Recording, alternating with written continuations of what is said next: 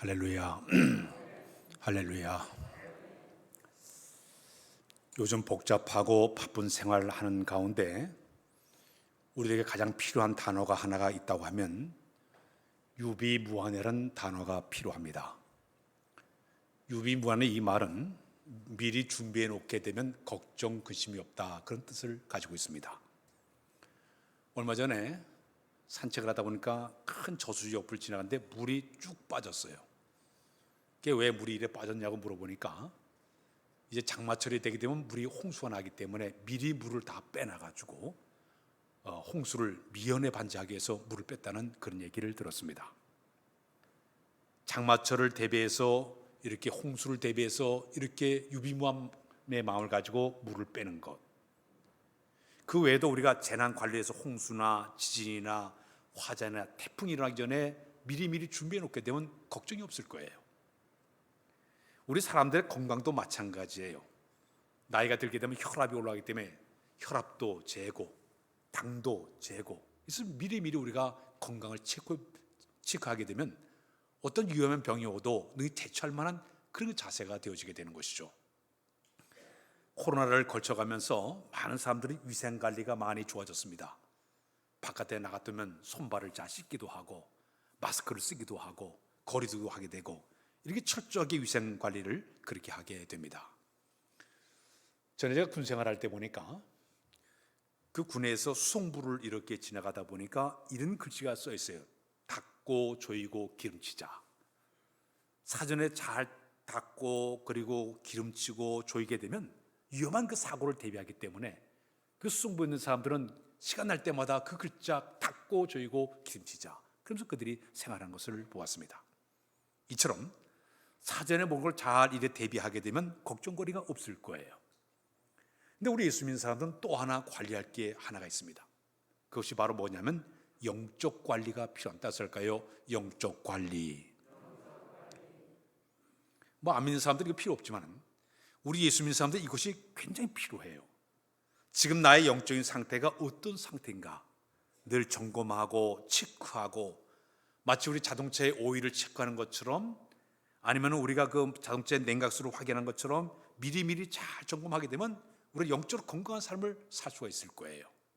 그리고 풍성한 삶을 살 수가 있을 것이에요. 그리고 영적인 관리가 안 되게 되면 영적으로 여러 가지 피곤하고 힘들고 어렵게 우리가 살아갈 수밖에 없는 것입니다. 요한 3서 2절에 보게 되면 이런 말씀이, 우리 읽을까요? 시작. 사랑하는 자여, 내 영혼이 잘됨 같이 내가 범사가 잘되고 강군하길 내가 간구하노라. 우선순위가 있습니다. 영혼이 잘 되면 범사가 잘 되고 건강의 복도 받게 돼요. 건강이 먼저가 아니라 영혼이 먼저 잘 돼야만이 범사가 잘 되고 그 다음에 건강의 축복까지 받게 되는 거예요. 그래서 우리 예수 믿는 사람들은 영적 관리가 최우선의 관계예요. 이게 잘못되게 되면 범사가 다 모든 것이 꼬이게 될 수밖에 없고 심지어 건강까지 잃어버리게 되는 것입니다. 루이빌 대학의 정신과 교수인 레인 오츠라는 박사님이 계신데, 그분이 신앙적으로 병들게 되면 사람들이 7가지 현상이 나타난다고 얘기를 했습니다. 영적 관리가 잘못된 사람들은 7가지의 현상이 나타나는데, 첫 번째가 뭐냐? 마음의 평안과 기쁨이 사라진다 그랬습니다. 집에 있어도 기쁨을 잃어버리고, 직장 가도 재미가 없어요. 심지어 교회 와도 영적 기쁨이 사라져버려요. 영적으로 관리가 안 돼서 병들면 첫 번째 그런 현상이 나타난다고 그랬어요. 두 번째는 늘 마음의 불안과 초조가 마음속에 있다고 그랬습니다. 이 마음 상태가 늘 긴장, 초조한 상태에서 불안함을 느끼는 이 모든 것은 영적으로 내가 안정된 삶을 살지 못할 때 나타나는 두 번째 현상이라고 얘기를 했습니다. 세 번째는 설교를 듣기 싫어합니다. 그리고 설교에 대해서 거부하는 걸 갖게 됩니다. 우리가 마치 감기를 들게 되면 입맛을 잃어버리지 않습니까? 제 아무리 진수성찬을 차려줘도 입맛을 잃어버리니까 맛이 없어요. 설교를 들어도 맛을 못 느끼는 거예요. 틱틱거릴 수밖에 없어요. 거부 반응이 일어날 때, 이 영적으로 문제 생길 때 그런 현상이 나타난다고 지적을 했습니다. 네 번째는 희망보다는 절망, 그리고 실망이 계속적으로 앞서다 보니까 이 마음의 구원의 확신과 성의 역사가 일어나지 않게 되다 보니까 모든 것을 절망스럽게 생각하고 희망을 잃어버린 사람으로 살게 된다고 지적을 했습니다. 다섯 번째는 하나님의 능력이 빠져나가니까 영역이 빠져나간 사람으로 살게 되는 거예요. 우리 예수님께서 변화산에 올라갔다가 산에 내려왔습니다. 산 밑에 9명의 제자들이 기다리고 있었는데 그때 거기에 누가 왔는가 하면 귀신 들린 아들은 아버지가 찾아와서 우리 아들을 고쳐달라고 얘기를 했어요. 그래서 이 9명의 제자들이 막 기도했습니다. 배운 대로 열심히 기도했는데 귀신이 안 떠나는 거예요. 그러니까 우리 예수님이 산에서 내려왔습니다. 내려오니까 이 아버지가 쫓아와서 할 수만 있으면 내 아들을 고쳐달라고 얘기했습니다. 그때 우리 예수님이 하실 것들이 무슨 말이냐, 믿는 자에게는 능치 못할 것이 없느니라 그랬어요. 그러니까 이 아버지가 내가 믿나이다 그랬어요. 그런데 우리 예수님께서 그 아버지의 믿음을 보시고 그 아이 속에 있는 더러운 귀신을 확 쫓아내가지고 아이가 고침을 받았어요. 집에 돌아왔습니다. 제자들이 예수님께 질문했습니다. 우리는 왜 아이의 귀신을 쫓아내지 못했습니까? 물어봤어요. 그런데 예수님이 하시는 말씀이 기도 외에는 다른 능력이 나갈 수 없다고 그랬어요. 기도를 안 해 영적 능력이 없으니까 힘이 없다는 얘기입니다. 영적 능력이 안 나갔다고 예수님이 지적을 했어요. 영적으로 병들게 되면 하나님의 능력이 빠져나갈 수밖에 없는 것이죠. 여섯 번째는 교회와 점점 멀어지게 되고 목회자와 점점 거리가 멀어지는 이런 일이 벌어지게 된다. 신앙적으로 병들게 되니까 자꾸 교회가 멀어져요. 목회자와 가까이 하지 못하고 자꾸 거부 반응을 갖게 됩니다. 마지막에는 말씀에 대한 순종함이 없습니다. 이 안에 계속적으로 말씀이 부딪힘이 일어나다 보니까 거부 반응이 일어나게 되고 말씀에 부담감을 갖다 보니까 못한다, 할 수 없다 이런 말을 계속적으로 부정적인 말을 할 수밖에 없는 사람이 영적으로 병들 때 그런 현상이 나타난다고 지적을 했습니다. 하늘에 기도를 통해서 불을 끌어내리고 물을 끌어냈던 엘리야 선지자가 있었습니다. 갈멜에서 그가 기도할 때 하늘에 불이 내려와가지고 제단을 다 불살랐어요. 그가 하나님 앞에 간절히 기도할 때 3년 6개월 비가 안 냈던 그 땅에 비가 내린 역사가 일어났던 능력의 선지자였습니다.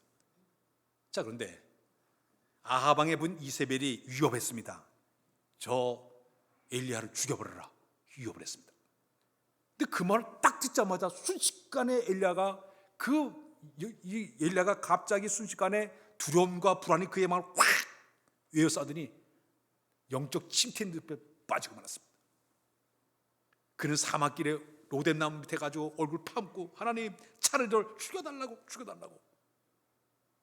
어제는 하늘에 불을 끌어내고 물을 끌어내던 그 사람이요, 영적으로 침체가 되다 보니까 완전 나약한 사람이 돼가지고 얼굴을 쳐박고 나를 죽여달라는 사람으로 변해고 말았어요. 영적 능력이 떠나나갈 때 이런 역사가 일어나게 되는 것이죠. 영적 관리라는 것은 하나님과 나와의 관계를 갖다가 측정해 보는 겁니다. 지금 내 영적인 이 상태가 지금 어느 상태를 내 마음을 간직을 하고 있는지 이걸 점검하는 것이 바로 영적 관리자의 모습이라고 볼 수가 있습니다. 요즘 시중에 가게 되면 기독교 백화점에 가면 책들이 나와 있는 가운데 두란노에서 나온 책 가운데 영혼을 성장시키는 영적 관리 수첩이라는 책이 나왔습니다. 그 책을 보게 되면 월간 계획이 있고 주간 계획이 있고 하루 계획이 있습니다. 하나님이 나에게 허락하신 하루하루를 살아가면서 내가 영적으로 풍성한 삶을 살아가기 위해서 말씀을 묵상하고 그리고 기도하고 내가 선한 그 섬김과 나눔을 어떻게 했고 전도를 어떻게 했고 내 마음의 그래프를 쭉 그려보고 내 삶의 우선순위가 뭔가 체크하면서 내 영적 상태를 관리하는 것이 바로 영적 관리 수첩이 나왔습니다. 얼마 돼? 1,600원밖에 안 됩니다. 이제 사람들이 영적 관리를 이렇게 철저하게 해나가고 있습니다. 또 이 책 하나가 또 나오는데 영적 내시경이라는 책이 나왔습니다. 우리가 이 대장 내시경을 해가지고 속에 그걸 다 촬영하지 않습니까?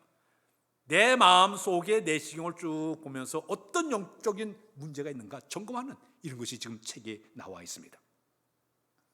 그래서 내가 신앙생활을 해나가면서 나의 모든 영적인 상태가 어떤 관계를 가지고 내가 하나님을 섬기고 믿음의 삶을 살아가느냐 대단히 중요한데, 이 교회는 영적인 기관이에요. 교회 안에는 여러 다양한 사람들이 교회에 있습니다. 많이 배운 사람도 있어요. 적게 배운 사람도 있습니다. 재산이 많은 사람도 있고 재산이 적은 사람도 있습니다. 세상의 지위가 높은 사람도 있고 낮은 사람도 있습니다. 여기는 연세 높으신 분도 계시고 젊은 사람들도 있어요. 어떤 사람 30년 예수 믿는 사람이 있고 어제 예수 믿는 사람이 있어요. 남자가 있고 여자가 있고 연세 많으신 분, 젊은 사람, 여러 종류의 사람들이 교회에 몰려들었어요. 일반 사회 같으면요 그냥 끌어가면 돼요. 그러나 이 교회는 영적 교회인데 영적으로 교회를 끌어가야 되는데 세상적인 방법 가지고 교회를 끌어간다? 안 돼요. 문제가 터져요. 사람들이 어떻게 세상 방법을 가지고 이걸 관리를 하려고 하다 보니까 그 안에서 여러 가지 기름지지 않은 기계처럼 삐걱삐걱 소리가 나게 되고 새소리가 나게 되고 고생이 날 수밖에 없는 것이죠. 영적인 기름 부음 받은 사람들이 영적 관리가 잘 돼가지고 뭐들을 아름답게 끌어가면 되는데 이 관리가 안 된 사람들이 잘못 만지게 되면 기계가 망가질 수밖에 없는 거예요. 새소리가 나고 망가질 수밖에 없는 거예요. 사랑하는 여러분, 기왕 예수 믿고 신앙생활하는 것 영적 관리를 잘해서 성령의 사람을 교회에 쓰임받는 여러분들의 모습이 되어야 될 줄로 믿습니다. 성경을 보게 되면 영적 관리에 실패한 사람이 나오고 있습니다. 이스라엘의 초대 왕 사울왕을 뽑았습니다. 그 첫 번째 왕으로 올라갈 때 그가 왕으로 딱 임직받는 그날에 사무엘 선지자가 그를 찾아와서 기름불을 쬐서 감람료를 쭉 부으면서 성령 충만의 역사를 그에게 허락해 주었습니다. 그는 성령 충만한 모습으로 처음에 딱 올라가자 처음에는 얼마나 겸손한지 몰라요. 얼마나 온유한지 몰랐어요. 모든 걸 관용하는 그런 마음 품었던 사람이었습니다. 그러나 막상 왕의 지위에 올라가더니 서서히 그의 마음과 행동이 달라지기를 시작했습니다. 그가 말 한마디만 백성들이 착착 움직이고 말 한마디에 모든 게 다 되는 거예요. 그러니까 우쭐한 마음이 드는 거예요. 우쭐한 마음이 들다 보니까 서서히 그의 마음속에 하나님을 점점 멀리하게 됩니다. 선지자의 사무엘 선지자의 말을 갖다가 가볍게 여기는 거예요. 말을 듣질 않아요. 선지자가 찾아와 하나님의 말씀을 갖다가 이렇게 하라고 얘기해도 거부합니다. 말을 듣질 않아요. 한 번 어떤 일이 있었는가 하면 아말렉 족속을 하나님께서 전부 심판하라고 얘기했습니다. 그 이유는 이스라엘 백성들이 애굽을 탈출해서 광야 가는 도중에 아말렉 군사가 순식간에 뒤에서 쳐들어와가지고 전쟁이 일어나가지고 큰 전쟁 때문에 이스라엘 백성들이 큰 고통을 받았어요. 그때 하나님께서 아말렉 족속의 그 잘못된 모습을 다 보고 있다가 이 사울왕 때 와가지고 그들을 갖다 다 여호와 이름으로 심판을 내라고 그랬습니다. 그 심판의 내용은 어떤 내용인가? 그 아말렉 족속 사람이건 동물이건 물건이건 전부 다 죽여버렸어요. 한 명도 남기지 말고 여호와 이름으로 심판하라고 명령을 내렸습니다. 그런데 이 사울왕이 교만한 마음이 쓱 드니까 하나님 선지자의 말을 갖다가 가볍게 여겼습니다. 전쟁터에 나가 전쟁을 하면서 하나님 명령 따라 행하지 않냐고 양이나 염소나 소나 양이나 낙대, 나귀들 갖다가 가치없고 낡은 것 이런 것들만 죽여버리고 건강하고 살찌고 기름진 것을 슬슬 빼돌렸습니다. 심지어 사람들을 다 진멸하는데 그 나라의 왕 아가왕을 딱 생포해가지고 끌고 왔습니다. 이유가 뭔지 알아요? 백성들 앞에 자기를 의를 드러내려고. 내가 이 전쟁에 승리했다. 그러면서 악의 목을 딱 잘리면서 자기를 자랑하려고 끌고 왔습니다. 욕심이 들어가게 되니까 양과 염소와 낙대와 이 모든 그 나귀들 그걸 전부 끌어가지고 오지 않았습니까? 그때 사무엘 선지자가 지적을 했습니다. 왜 당신 하나님 말씀을 불순종했습니까? 거짓말해요. 내가 하나님께 제사를 드리려고 가져왔다고 거짓말합니다. 그때 사무엘의 선지자가 뭐라고 했습니까? 이런 얘기를 했습니다. 순종이 제사보다 더 낫습니다. 그랬습니다. 사무엘상 15장 11절을 보게 되면 이런 말씀을 시작. 내가 사울을 왕으로 세운 것을 후회하노니 그가 돌이켜서 나를 따르지 아니하며 내 명령을 행하지 아니하였음이니라 하신지라 사무엘이 근심하여 온 밤을 여호와께 부르짖으니라. 하나님이 사울을 왕으로 세운 걸 후회했다고 얘기를 했습니다. 후회한 것으로 끝난 것이 아닙니다. 사무엘상 15장 22절 23절에 보게 되면 이런 말씀이 있습니다. 시작. 사무엘이 이르되 여호와께서 번제와 다른 제사를 그의 목소리를 청종하는 것을 좋아하시겠나이까. 순종이 제사보다 낫고 듣는 것이 수양의 기름보다 나으니 그 일을 거역하는 것은 점치는 죄와 같고 완고한 것은 사신 우상에게 절하는 죄와 같음이라. 왕이 여호와의 말씀을 버렸으므로 여호와께서 왕을 버려 왕이 되지 못하게 하시나이다 하니. 두 가지 중요한 단어가 있습니다. 내가 너를 세운 것을 후회했나 그랬습니다. 두 번째, 내가 너를 버렸다고 얘기하고 있습니다.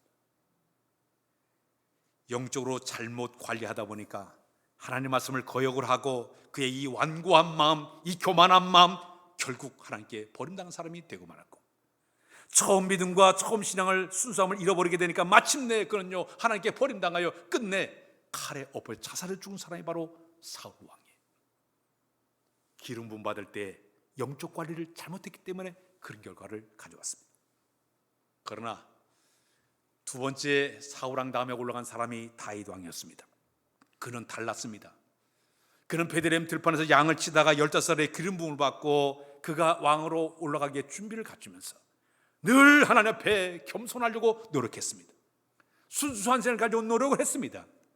그는 찬양의 은사를 받으니까 늘 찬양을 부르면서 악기를 타면서 찬양을 통해서 영을 회복시키고 소생시키는 역할을 끊임하게 되었고, 끊임없이 그는 기도의 삶을 살기를 시작을 했습니다. 심지어 그가 부른 찬송 가운데는 하나님의 거룩한 영이 임하게 되니까 그가 사울왕의 악신이 들렸을 때 그가 찬양을 부를 때 그 속에는 더러운 악신이 물러가는 엄청난 역사가 일어나기도 했습니다. 하나님의 거룩한 영이 작동하고 역사하게 되니까 그는 무용이 뛰어나고 지혜가 충만하고 담담이 있다 보니까 그 거인 골리앗을 향해 담대하게 나가서 그를 쓰러뜨리면서 전쟁 영웅이 되는 사람으로 쓰임받게 됩니다. 저 베들레헴 들만 양을 치던 목동 그 다윗이 순식간에 군대 장관까지 올라갔어요. 그는 군대 장관에 올라가서 전혀 그는 자기를 내세우지 않았습니다. 겸손한 마음으로 전쟁터에 나갈 때면 기도합니다. 하나님, 저들을 제 손에 붙이겠나이까? 내가 그들 손에 붙였나이다. 알았습니다. 그리고 전쟁에 나가는 거예요. 그러니까 날마다 하나님 함께 하시니 백전백승의 사람이 되었습니다. 그는 자기의 영적인 상태를 관리하기 위해서 항상 찬양과 기도와 말씀 앞에 순종과 애를 쓰는 그 모습을 하나님 귀하게 보시고 위대한 성군 다윗으로 하나님이 써주신 줄로 믿습니다. 기왕 신앙생활하는 것, 영적으로 풍성한 삶을 살려고 노력하기 위해서는 하나님 앞에 내가 영적 관리를 잘해야 귀하게 쓰임받게 될 줄로 믿습니다. 이스라엘 백성들이 광야 생활 40년을 끝난 다음에 그들이 가나안 땅에 들어가게 되었습니다. 가나안 땅의 첫 성이 바로 여리고 성이었습니다. 그런데 우리 하나님께서 이스라엘 백성들에게 이런 명령을 내리고 있습니다. 너희가 그 성에 들어가게 되면 사람이나 동물이나 거기 있는 모든 물건들 하나도 손대지 말고 다 불살라버리라 그랬어요. 왜 그런지 아십니까? 40년 동안 광야 생활하면서 그들은 힘들게 황무하고 척박한 곳에 3년도 살다가 그 여리고성이 그 화로운 그 성에 들어가면 그 물건 갖고 싶은 마음이 얼마나 많이 있겠어요. 근데 그 성에 사는 사람들은 대부분 다 우상을 섬기던 사람이기 때문에 그 모든 물건이나 모든 사람들이 우상에 젖은 사람이다 보니까 잘못 만지게 되면 그들이 영적으로 잘못될 것 같으니까 들어가기 전에 다 불살라버려서 다 없애버리라 그랬어요. 그 이유가 왜 그런지 아십니까? 신명기 7장 24절에 보게 되면 너는 그들의 조각간 신상을 불살하고 그것에 입힌 금이나 은을 탐내지 말며 취하지 말라. 들을 건데 내 그것으로 인하여 올무해들까 하오며 하나님 여호와의 가증이 온 것이니라. 너는 가증한 것을 내 집에서 드리지 말라. 너도 그와 같이 진멸을 당할 것이니 너는 극히 꺼리며 심히 미워하고 그것을 진멸하리라. 당할 것이니라. 여러분, 성경에 보니까 하나님이 가증한 것은 절대 하지 말라. 없애버리는 거예요. 이 가증이라는 말이 히브리 말로 토에바라는 뜻을 가지고 있는데 하나님이 몹시 싫어한다는 뜻입니다. 하나님이 혐오스럽게 느끼는 것이라고 했어요. 우리의 모든 물건이나 관습이나 이 모든 것 가운데 영적으로 손해보는 모든 것을 제거버리라는 얘기입니다. 사랑하는 기왕 우리가 신앙생활을 했으면 내 영적 관리를 해서 중요한 게 있습니다. 나에게 영적으로 손해주는 것이 좀 과감하게 버리지 않는 용기가 우리에게 필요합니다. 영적으로 손해주는 모임이 있습니까? 멀리해야 돼요. 나에게 영적으로 손해주는 사람이 있습니까? 멀리해야 돼요. 내가 영적으로 손해보는 여러 가지로 어떤 모임이나 단체나 모든 활동이나 물건이 있으면 다 버려야 돼요. 그래야 내가 영적으로 거룩한 삶을 살게 될 줄로 믿습니다. 과거에 나신이라고 있습니다. 이 나신은 어떤 사람이냐? 하나님께 들림받은 쓰임받는 사람들이에요. 그런데 이들은 법을 지켜야 돼요. 나신은 첫째, 독주나 술을 가까이 하지 말아야 돼요. 두 번째, 여자를 가까이 하지 말아야 돼요. 세 번째는 시체를 가까이 하지 말아야 됩니다. 머리에 삭도를 대지 말아야 됩니다. 네가 하나님께 거룩한 삶을 살게 이것이 필요하다고 요구를 하고 있습니다. 그런데 이 삼손은 나신으로 태어났지만 이 네 가지를 다 버려버려요. 이것 때문에 하나님께 그에게 영적인 힘을 뺏어가니까 두 눈이 뽑힌 채로 불의 사상에 끌려가지고 연재맷으로 구린 자리까지 떨어지지 않았습니까? 영적 힘이 떨어지니까 영적 관리가 안 되게 되는 이런 무서운 일이 벌어지고 말았던 것이죠. 사도행전 19장 이하에 19장 이런 얘기가 있습니다. 한 번은 사도 바울이 두란노 지역에 가서 말씀을 전하게 됐는데 그때 사람들이 엄청나게 몰려왔어요. 그가 말씀을 가지고 전도를 하고 기도하는데 막 사도 바울을 통해 가지고 희한한 일이 막 일어나, 귀신이 떠나가고 병자 고침받고 문제 해결 역사가 막 드러나기를 시작했습니다. 이 소문이 퍼지니까 그 두란노 지역에 사람들이 싹 몰려가지고 인산인해를 이뤘습니다. 그러니까 이 사도 바울이 일일이 안수기도 할 수 없으니까 사도 바울의 그 제자들이 사도 바울이 그 소유했던 앞치마 또 거기 있는 그 손수건을 가져다가 사람들이 갖다 덮어주기만 해도 거기 있는 악신들이 물러갔다 그랬어요. 치유 역사가 나타났다고 그랬습니다. 물건을 통해서도 하나님의 역사가 나타나고 있다는 얘기예요. 그 물건 안에 영성이 흐르고 있다는 얘기입니다. 우리 예수님이 이 땅에 계실 때 혈루증 여인이 와서 예수님 옷자락을 만지는 순간 혈루근이 마르면서 고침받지 않았습니까? 엘리야 선지자가 하늘로 승천할 때 그 제자 엘리사 선지자가 병거 타고 하늘 승천할 때 그가 떨어뜨린 옷자락을 겉옷을 가지고 그가 와서 요단강을 치니까 요단 이리저리 다 갈라진 역사가 나타나기도 했습니다. 모세가 들고 있는 지팡이는 똥 묻은 지팡이, 양의 군인들은 볼 보는 지팡이였어요. 그러나 주의 영역이 그곳에 함께하니 그 지팡이를 가지고 홍해 바다를 가르고 그가 친히 반석을 친 역사가 물이 쏟아진 역사가 나타나게 된 줄로 믿습니다. 물건을 통해서도 영성이 흐르게 되고 영적인 권세가 나타나는 것이 바로 성경의 흐름이에요. 미국의 시카고에 가게 되면 무디 박물관이 있습니다. 19세기에 미국 사회에 아주 영적 부흥을 이끌었던 위대한 목사님이 바로 무디 목사님이었죠. 근데 그 박물관에 가게 되면 거기에 마이크가 하나가 소장되어 있습니다. 그 사람들이 이 마이크를 왜 갖다 놨냐 했더니 가이드가 이렇게 설명을 하고 있습니다. 이 마이크는 보통 마이크가 아닙니다. 무디 목사님이 설교하는데 마치 그날 니콘 대통령이 그 안에 들어왔습니다. 그때 그 당시에 사람들이 얼마나 하나님의 성령의 역사를 체험하고 기도했던지 기도하는데 갑자기 성령의 불덩어리가 떨어져서 모든 사람들이 막 떼굴떼굴 그러며 성령 충만의 역사를 경험하게 되었습니다. 방언하고 예언하고 야단부서 일어났습니다. 그때 무디 목사님이 그 마이크에 기도하기를 오 성령님 이제 넉넉하오니 이제 그만 주시옵소서 더 주시면 미치겠나이다 그렇게 기도했던 것이 바로 그 마이크였다. 그 사람들이 그 마이크를 갖다 놓고 성령의 역사를 그들이 다시 한번 체험하는 역사를 경험하고 있다 얘기였습니다. 사랑 여러분, 영성이 있게 되면 사람을 통해서 물건을 통해서 장소를 통해서도 역사하게 된 줄로 믿습니다. 저 포항에 가면 포항 제1교회가 있습니다. 근데 거기 이불장사라는 두 아주 지사님 내외가 계신데 그 지사님 내외는 특이합니다. 그 교회가 해마다 한 번씩 부흥회를 하게 되면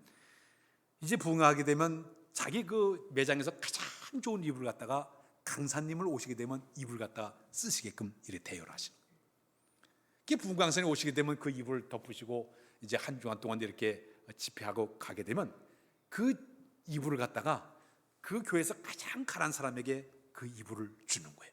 이게 전통이 흘러내려온 것입니다. 근데 한 번은 그곳에 이제 아주 유명한 목사님이 오셔가지고 집회를 하게 돼서 집회를 마쳤어요. 그래서 담임 목사님께서 끝난 다음에 이번에 이불은 내가 좀 써야 되겠다고 그렇게 얘기를 했어요.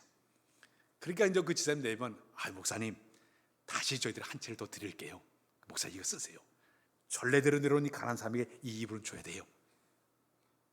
아주 예쁘게 그렇게 신앙생활을 잘해가지고 이분들이 아주 굉장한 하나님 축복을 받다는 그런 얘기의 흐름이 있습니다. 물건을 통해서, 사람을 통해서, 사건을 통해서 하나님은 여러 번의 영적인 역사를 보여주게 되는데, 성경 말씀 데살로니가서 5장 21절로 22절에 이런 말씀 시작. 범사에 헤아려 좋은 것을 취하고 악은 어떤 모양이라도 버리라. 이게 바로 영적 관리하는 방법이에요. 그런데 오늘 본문에 사도 바울은 이런 말을 쓰고 있습니다. 너희는 성령을 따라 행하라. 따라서 할 거예요. 성령을 따라 행하라. 성령을 따라 행하라. 이 말의 의미는 성령 안에서 행동하라. 성령에 의해서 행동하라. 성령 안에서 걸어다니라. 이런 의미를 가지고 있습니다. 우리가 여행을 하다 보면, 외국 여행을 가게 되면 가이드가 앞에서 인도합니다. 가이드를 놓치면 국제 미아가 돼요. 잘 따라다녀야만이 여행을 잘할 수가 있어요. 자동차를 운전할 때 내비게이션이 얘기한 그 여자 말을 잘 들어야 목적지까지 가게 돼 있어요. 성령을 따라 행한다는 이 말의 의미는 성령의 인도하심 따라 이끄신 대로 내가 따라가는 그런 의미를 가지고 있습니다. 하나님의 거룩한 영은 우리의 삶 속에 친히 오셔서 우리의 삶을 인도하고 계시는 분이에요. 진리 가운데로, 은혜 가운데로 축복의 삶을 살아가도록, 풍성한 삶을 살아가도록 계속 성령은 우리의 삶을 인도하고 있는 줄로 믿습니다. 그렇다면 우리가 성령님의 인도를 받기 위해서는 세 가지를 잘하면 우리가 가능합니다. 성령 따라 행하는 자들에게 첫 번째 인도를 받기 위해서는 필요한 것이 성령님을 인정할 줄 알아야 됩니다. 따라서 할까요? 성령님을 인정하자. 로마서 8장 9절에 이런 말씀이 있습니다. 시작. 만일 너희 속에 하나님의 영이 거하시면 너희가 육신에 있지 아니하고 영에 있나니 누군지 그리스도의 영이 없으면 그리스도의 사람이 아니라. 여러분, 우리 예수 믿고 신앙생활 하려면 우리 안에 성령님이 계신 줄로 믿습니다. 만일 여러분들이 이 안에 성령님이 안 계신 사람은요, 그냥 교인이에요. 종교인이에요. 교회만 출석하는 사람이에요. 그러나 이 안에 성령님이 계속 작동한 사람은 성령의 사람, 그리스도인이에요. 교인이 아니라 그리스도인이에요. 오늘 교회에 다니면서 어떤 사람은 교인이에요. 출석만 하고 그냥 그런 줄 알아요. 이건 교인이에요. 종교인이에요. 그게 아니라 우리는 그리스도인이 되어야 될 줄로 믿습니다. 주의 거룩한 영이 작동하는 사람이 되어야만이 그리스도의 사람이라는 얘기예요. 그리스도를 성령님을 내 안에 모셔드리고 그분의 인도 따라, 감화 감동 따라 다스림을 받는 사람, 이 사람이 바로 성령님 안에서 살아가는 성령의 사람의 모습이에요. 우리 찬양할 때 성령이 계시네, 할렐루야 함께 하시네, 좁은 길을 걸으며 밤낮 기뻐하는 거 주의 영이 함께 함이라. 성령의 다스림을 받아야죠. 그분의 인도를 받아야죠. 그래야만이 참된 그리스도의 모습이 되게 될 줄로 믿습니다.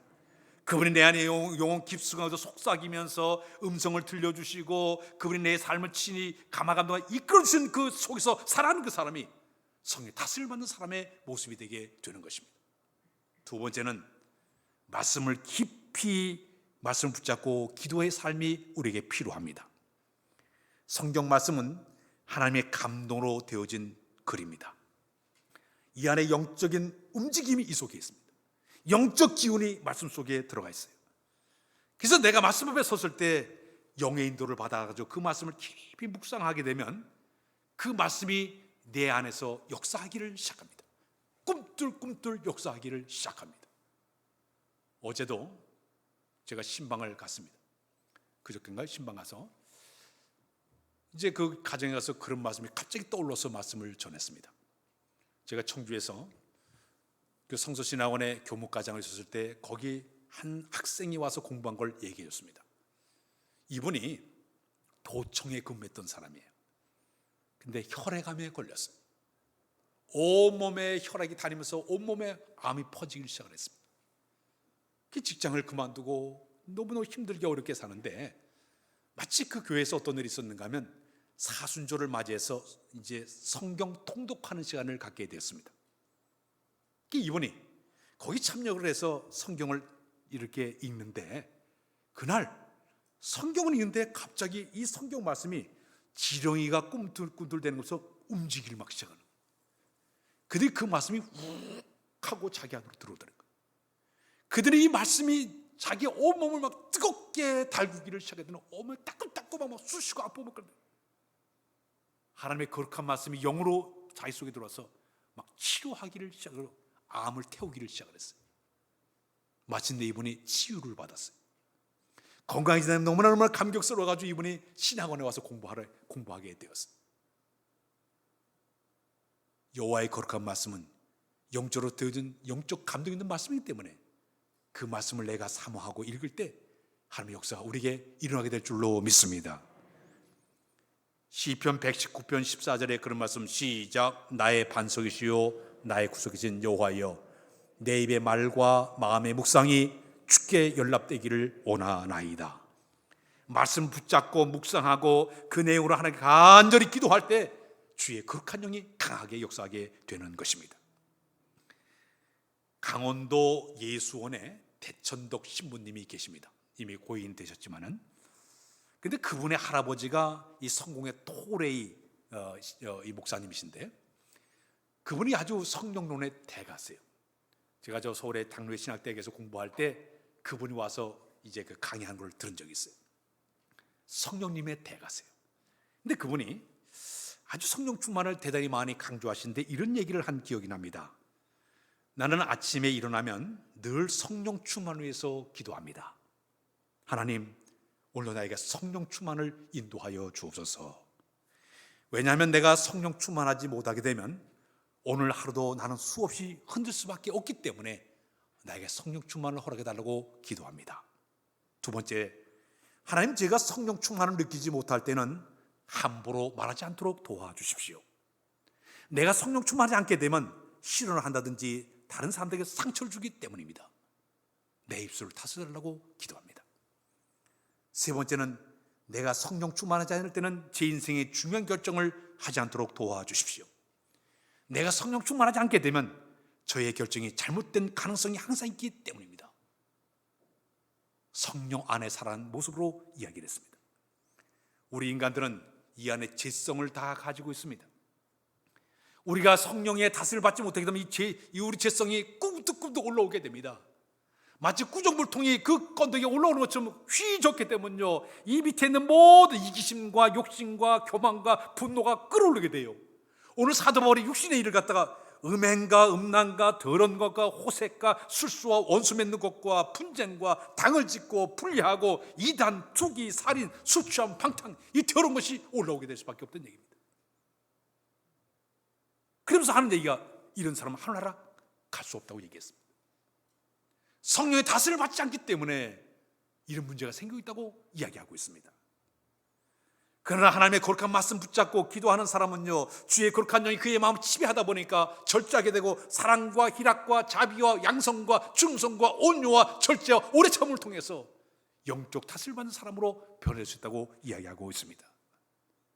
사랑하는 여러분, 성령님의 다스림을 받는 영들이 되어야 될 줄로 믿습니다. 마지막에는 성령님의 뜻에 절대로 복종하는 마음이 필요합니다. 내 육체의 욕심, 죄성을 쳐버리고, 사도 바울은요 고린도전서 9장 27절에 이런 얘기를 했습니다. 시작. 내가 내 몸을 쳐 복종함은 내가 남에게 전파한 후에 자신이 도리어 버림을 당할까 두려움이로다. 자신을 쳐서 복종하면서 성령의 뜻에 따라가려는 이 모습이 있어야만이 성령의 다스림을 받는 역사가 우리에게 있게 될 줄로 믿습니다. 사랑하는 여러분, 우리는 영적 관리가 필요합니다. 지금 성령 강림주의를 맞이해서 계속적으로 영적 말씀을 전하고 있는데 이 영의 관리를 잘못하게 되면요, 나도 모르는 사단의 지배를 당할 수가 있어요. 우리는 아침에 이 교회에 오늘 예배를 드리고 있으면 영적 관리를 해서 나 자신 한번 돌아봐야 돼요. 저 바이올린 키는 사람이 있는데 바이올린을 그냥 두게 되면 줄이 느슨하기 때문에 켜도 엉뚱한 소리가 나와요. 다시 조율을 해야 돼요. 잘 조율을 해야만이 제 소리가 나오게 되었습니다. 영적 상태도 마찬가지예요.